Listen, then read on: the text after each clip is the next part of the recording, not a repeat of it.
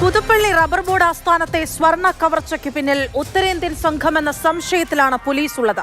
കഴിഞ്ഞ ഓഗസ്റ്റിൽ മാങ്ങാനത്ത് വീട് കുത്തി തുറന്ന 50 പവൻ സ്വർണം കവർന്ന കേസിലെ പ്രതിക്ക് ഈ മോഷണത്തിൽ എന്തെങ്കിലും പങ്കുണ്ടോ എന്ന് അന്വേഷിക്കുന്നുണ്ട്. കാരണം അയാൾ ജയിലിൽ നിന്ന് പുറത്തിറങ്ങിയിട്ട് 2-3 ദിവസമേ ആയിട്ടുള്ളൂ.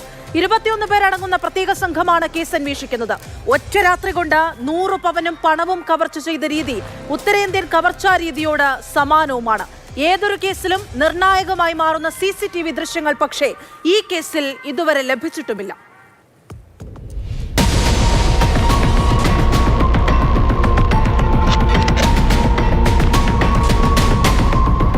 പുതുപ്പള്ളിയിലെ റബ്ബർ ബോർഡ് ഗവേഷണ കേന്ദ്രത്തിലെ ക്വാർട്ടേഴ്സുകളിൽ നിന്ന് 80 പവനോളം സ്വർണ്ണമാണ് തിങ്കളാഴ്ച രാത്രി മോഷണം പോയത്. റബ്ബർ ബോർഡിന്റെ ജീവനക്കാർക്കുള്ള താമസ സ്ഥലത്തെ 2 ക്വാർട്ടേഴ്സിൽ നിന്നാണ് കവർച്ച നടന്നത്. ഇതിനു പുറമെ 3 ക്വാർട്ടേഴ്സുകളിൽ കവർച്ച ശ്രമവുമുണ്ടായി.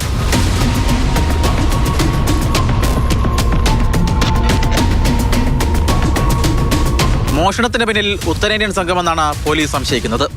അടുത്തിടെ കോട്ടയത്ത് നടന്ന പല മോഷണ കേസുകളിലെയും പ്രതികളെ ചുറ്റിപ്പറ്റിയും അന്വേഷണം പുരോഗമിക്കുന്നുണ്ട്. Very unfortunate thing has happened in the campus, first time in this history of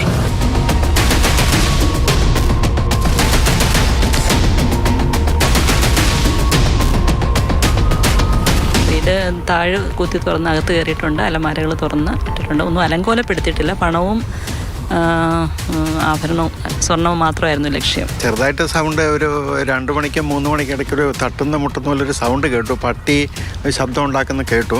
പക്ഷെ അത് ഇങ്ങനത്തെ ഒരു ആണെന്ന് നമുക്ക് തോന്നിയില്ല. ഞങ്ങളുടെ വീട്ടിലും അറ്റംപ്റ്റ് നടന്നിട്ടുണ്ട്. പക്ഷെ അവർക്ക് ബ്രേക്ക് ചെയ്യാൻ പറ്റിയില്ല. അവർ കട്ട് ചെയ്യാൻ നോക്കിയിട്ട് അത് നടന്നിട്ടില്ല.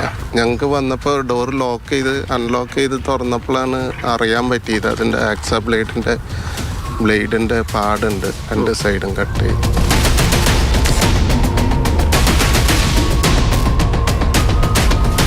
പവനോളം സ്വർണ്ണം നഷ്ടപ്പെട്ട ക്വാർട്ടേഴ്സാണ് എനിക്ക് പിന്നിൽ കാണുന്നത്. ഈ സംഭവം നടക്കുന്ന സമയത്ത് ഇവിടെ ആരും തന്നെ ഉണ്ടായിരുന്നില്ല. മക്കളോടൊപ്പം ചേർന്ന് അവർ വിയറ്റ്നാം ടൂറിലായിരുന്നു. അങ്ങനെ വിയറ്റ്നാമിൽ പോയി തിരിച്ചു രാവിലെ വരുമ്പോഴാണ് ഇത്തരത്തിൽ മോഷണം നടന്ന കാര്യം പോലും ഇവർ അറിയുന്നത്. ഞങ്ങൾ രാവിലെ വന്ന് 9:30 ആയപ്പോൾ എത്തിയിട്ടുണ്ട്. അപ്പോൾ വന്നപ്പോൾ പൂട്ട് പൊട്ടിച്ചിട്ടുണ്ടെന്ന് കണ്ടു. ഞങ്ങൾ വാതിൽ തുറന്ന് അകത്ത് കയറിയപ്പോൾ എൻ്റെ ഹാൻഡ് ബാഗ് എല്ലാം വഴിയിലിങ്ങനെ കിടപ്പുണ്ട്.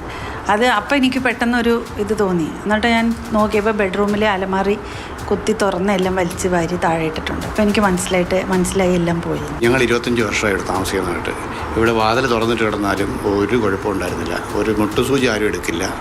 അത്ര സേഫായിട്ടൊരു സ്ഥലമായിരുന്നു. ഞങ്ങൾ ഏറ്റവും അഭിമാനിച്ചുകൊണ്ടിരുന്ന ഒരു സ്ഥലമാണ്. പുറത്തുനിന്ന് ഏത് വണ്ടി വന്നാലും നമ്മുടെ മെയിൻ ഗേറ്റിൽ വരുമ്പോൾ സെക്യൂരിറ്റി ചെക്ക് ഉണ്ട്.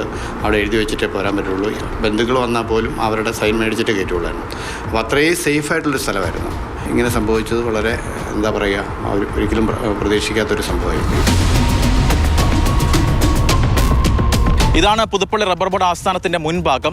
രാവിലെയും രാത്രിയും ഒരുപോലെ സെക്യൂരിറ്റി കാവലുള്ള സ്ഥലമാണ്. ഇവിടെയാണ് ഇത്തരത്തിൽ മോഷ്ടാക്കൾ അകത്ത് കയറി ഇത്രത്തോളം വലിയ സ്വർണം കട്ടുകൊണ്ട് പോയതെന്നാണ് നമ്മളെയൊക്കെ സംബന്ധിച്ച് ഞെട്ടിപ്പിക്കുന്ന കാര്യം. കഴിഞ്ഞ വർഷം ഓഗസ്റ്റിൽ കോട്ടയം മാങ്ങാനത്ത് വീട് കുത്തി തുറന്ന് 50 പവൻ സ്വർണം കവർന്നിരുന്നു. പ്രതിയായ മധ്യപ്രദേശ് സ്വദേശി ഗുരുസജ്ജനെ ഗുജറാത്തിൽ നിന്നാണ് ഈസ്റ്റ് പോലീസ് പിടികൂടിയത്. ഗുരുസജ്ജൻ ഒരാഴ്ച മുൻപ് ജാമ്യത്തിലിറങ്ങിയിരുന്നു. റബ്ബർ ബോർഡ് ക്വാർട്ടേഴ്സിലെ മോഷണത്തിൽ ഗുരുസജ്ജന് പങ്കുണ്ടോ എന്നാണ് പോലീസ് അന്വേഷിക്കുന്നത്. 2016 കർണാടകയിൽ സ്വർണം മോഷ്ടിച്ച കേസിലും ട്രഷറി ആക്രമിച്ച് പിസ്റ്റൾ ഉൾപ്പെടെയുള്ള ആയുധങ്ങൾ മോഷ്ടിച്ച കേസിലും ഗുരു പിടിയിലായിട്ടുണ്ട്. കഴിഞ്ഞ തിങ്കളാഴ്ച രാത്രി 12 മണിക്ക് ശേഷമാണ് മോഷണം നടന്നത്. മോഷണം നടത്താൻ ശ്രമിച്ച ക്വാർട്ടേഴ്സുകളുടെ മുൻവാതിൽ കുത്തിത്തുറന്ന നിലയിലായിരുന്നു. ക്വാർട്ടേഴ്സുകളിൽ സംഭവ സ്ഥലത്ത് ആരും ഉണ്ടായിരുന്നില്ല.